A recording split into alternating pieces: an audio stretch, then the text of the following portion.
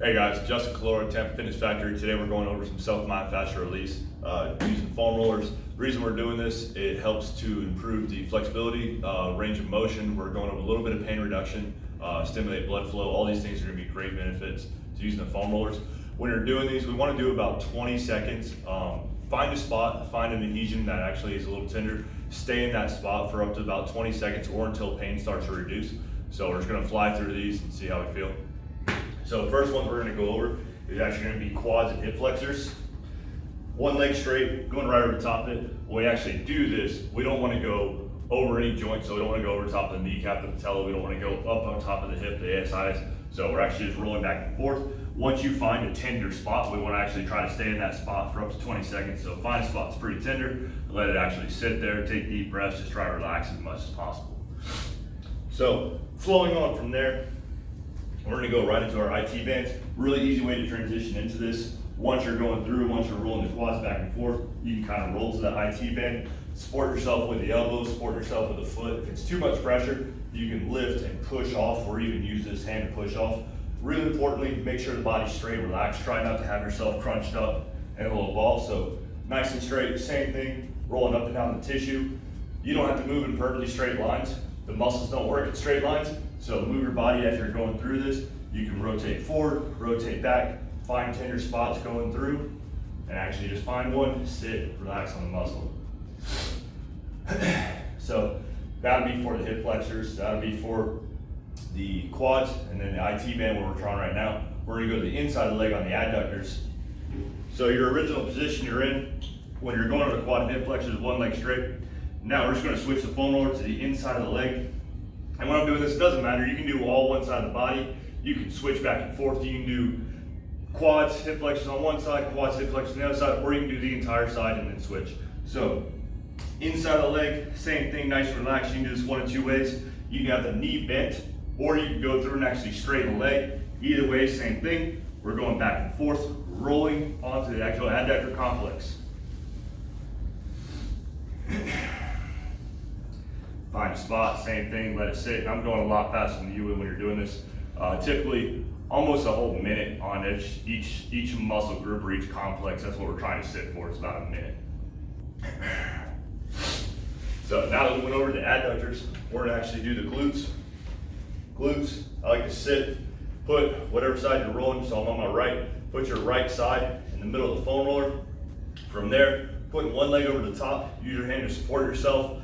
And all we're doing, same thing, rolling back and forth. You can lean more, you can lean out of it. If this is too tender, you can bring the leg down. Picking the leg up allows me to get a little more into the piriformis and glute medius. So sitting, rolling, find a spot, same thing as all the others. A couple more we're gonna do. We're gonna do the lats.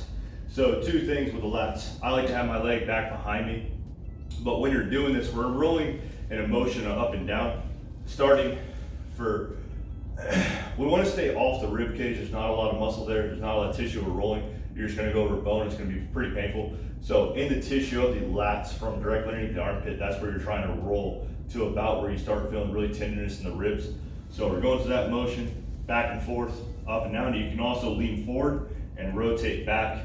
And you can do it one of two ways. You can be here or here, it doesn't really matter. I find this is a little bit easier to push off of, to go back and forth and rotate onto the lats themselves. So from the lats, we're going into our thoracic.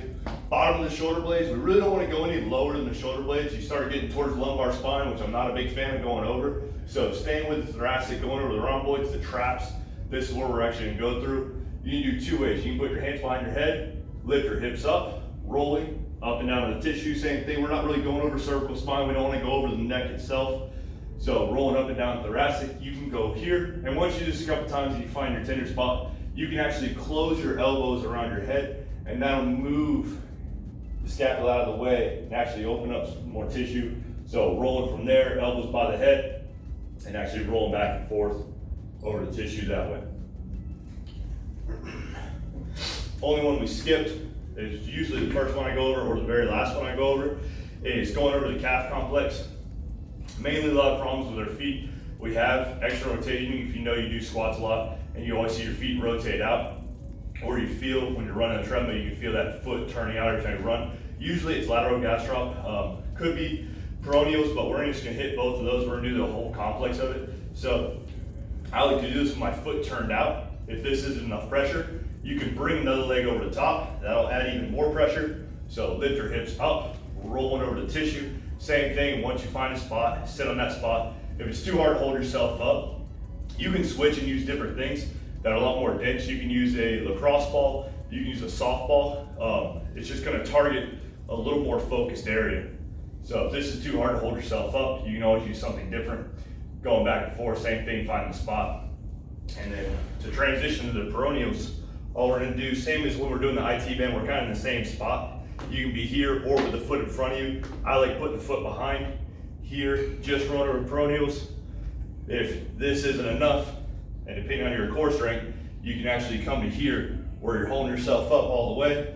Make sure the bottom leg, the one you're actually rolling, is relaxed. Think of when you're getting a massage, you want to sit there as stiff as you possibly can. So have the leg relaxed, roll it over the tissue that way.